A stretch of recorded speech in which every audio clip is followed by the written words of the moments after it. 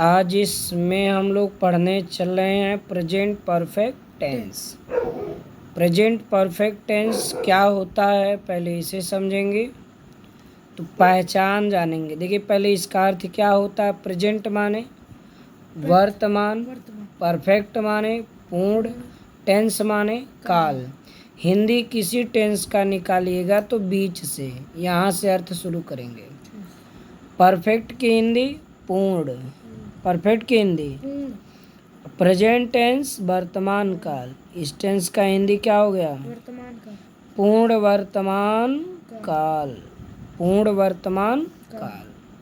अब एक बात बताओ, हेल्पिंग वर्ब की चर्चा करते हैं। इस टेंस की जो हेल्पिंग वर्ब होती है, कौन verb? Helping verb. Helping verb की हिंदी क्या होती है? सहायक। सहायक क्रियाएं। सहायक क्रिया। सहायक क्रियाएं। इसकी सहायक क्रिया क्या होगी? हैड। प्रेजेंट परफेक्ट है तो हैज और हैव होगी। क्या होगी? Has have. हैज और हैव। हैज का यूज किसके साथ होता है?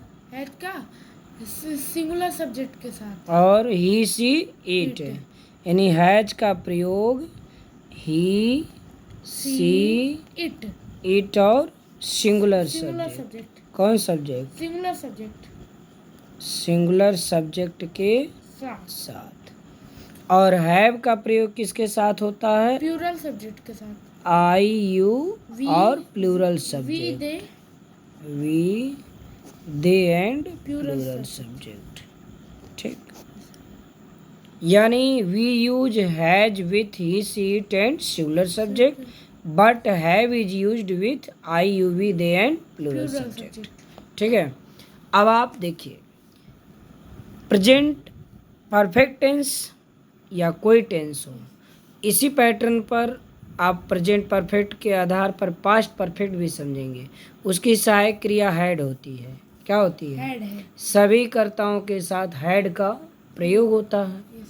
हम लोग इसमें देखेंगे अफर्मेटिव सेंटेंस।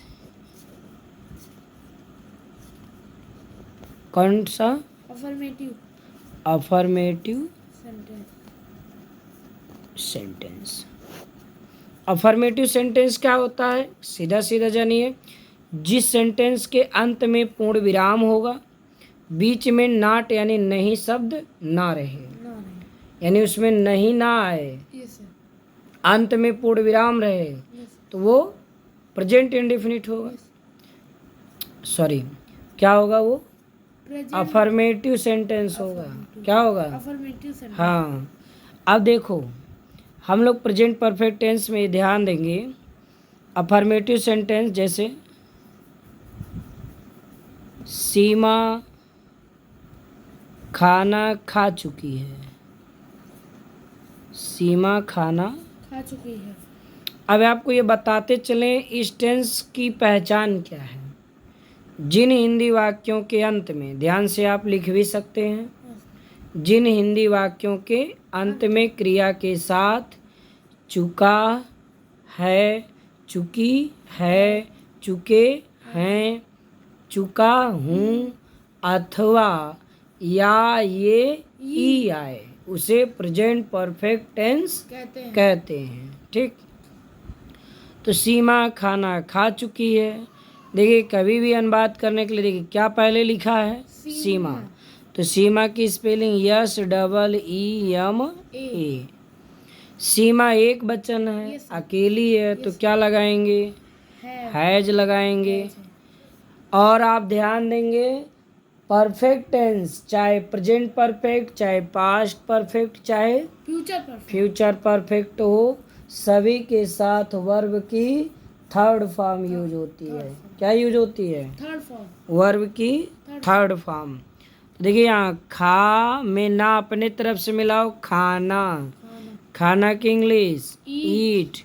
ईट का third form eaten.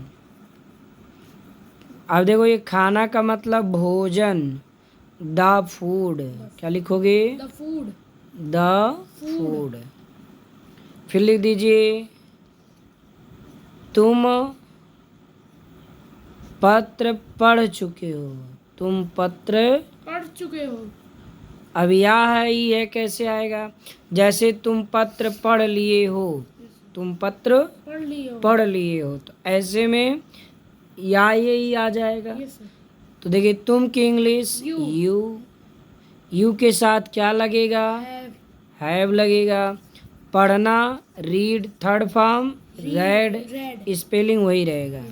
You have read, क्या पढ़ चुके, पत्र। The letter. The letter, LETTER।